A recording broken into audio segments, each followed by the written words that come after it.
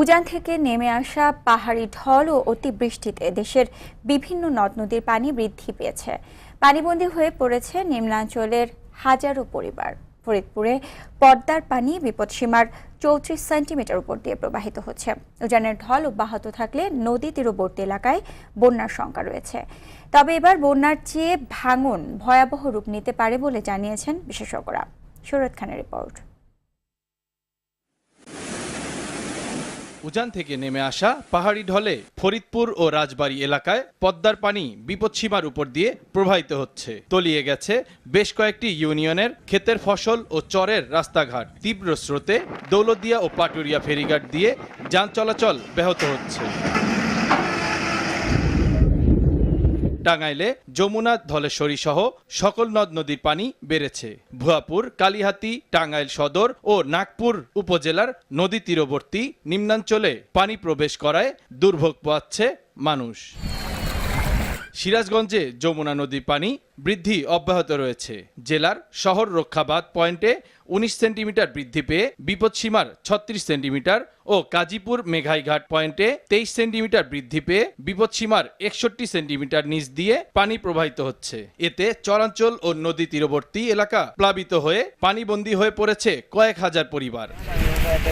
উজানের ঢলে লালমনিরহাটে তিস্তার পানি শুক্রবার সকালে বৃদ্ধি পেলেও বর্তমানে বিপদসীমার নিচ দিয়ে প্রবাহিত হচ্ছে। আবহাওয়া অধিদপ্তর বলছে আগামী কয়েকদিনে দেশের কোথাও ভারী বৃষ্টিপাতের সম্ভাবনা নেই। অতি ভারী বর্ষণের সম্ভাবনা খুবই কম এই মুহূর্তে। হয়তো দেখা যাবে যে বৃষ্টি হবে হালকা থেকে মাঝারি ধরনের, হয়তো আইসোলেটেড হবে দুই এক জায়গায়, হয়তো মাঝারি ধরনের ভারী হলো, হয়তো দেখা যাবে এক জায়গায় হলো অতি ভারী হয়ে গেল। কিন্তু ওই রকম যে আপনার কন্টিনিউয়াসলি একবারে সারাদিনে বৃষ্টি হবে এটাও সম্ভাবনা কম, আর ওই রকম অতি ভারী বর্ষণের সম্ভাবনা কম। তবে ভারতের বিভিন্ন এলাকায় ভারী বৃষ্টিপাতের কারণে দেশের বিভিন্ন নদ নদীর পানি বৃদ্ধি অব্যাহত থাকবে। স্রোতের তীব্রতা থাকার কারণে বন্যার চাইতে ভাঙনটা বেশি, এবং সেটাই আমাদের একটা ভয়ের কারণ। জোয়ারের সময় সাগর উত্তাল থাকবে এবং সাগরের পানি অনেক বাড়বে। পানিটা যদি নামতে না পারে তাহলে পানি কিছুদিনের জন্য আটকা পড়বে শরীয়তপুর এবং বিভিন্ন এলাকায় নদী ভাঙনের বিষয়টি প্রাধান্য দিয়ে দ্রুত কার্যকরী ব্যবস্থা নেয়ার পরামর্শ দেন এই বিশেষজ্ঞ। শরীয়ত খান, RTV, ঢাকা। বন্যা পরিস্থিতি জানাতে রংপুর থেকে সরাসরি যোগ দিচ্ছেন সহকর্মী জাহাঙ্গীর আলম বাদল। বাদল, নদী প্রাণী বৃদ্ধি ও অব্যাহত ভাঙনে মানুষের ভোগান্তি কেমন দেখছেন, আমাদেরকে বিস্তারিত জানান।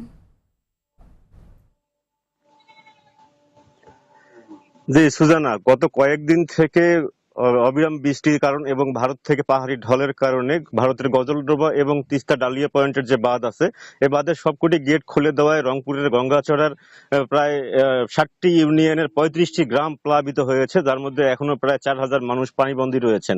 আমরা দেখেছি যে গত কয়েকদিন থেকে এই পানি বাড়া কমা অব্যাহত খেলার কারণে অনেক অংশে অনেক জায়গায় ভাঙন সৃষ্টি হয়েছে এবং অনেকগুলো জায়গায় আমরা দেখেছি যে আসলে গ্রাম এখন পর্যন্ত পানিতে তলিয়ে রয়েছেন এবং যে সমস্ত এলাকা এখন পর্যন্ত বিশেষ করে চর অঞ্চলগুলো, সেই অঞ্চলগুলোতে কিন্তু মানুষ কিন্তু এখনো অর্ধাহারে অনাহারে দিন কাটছে তাদের।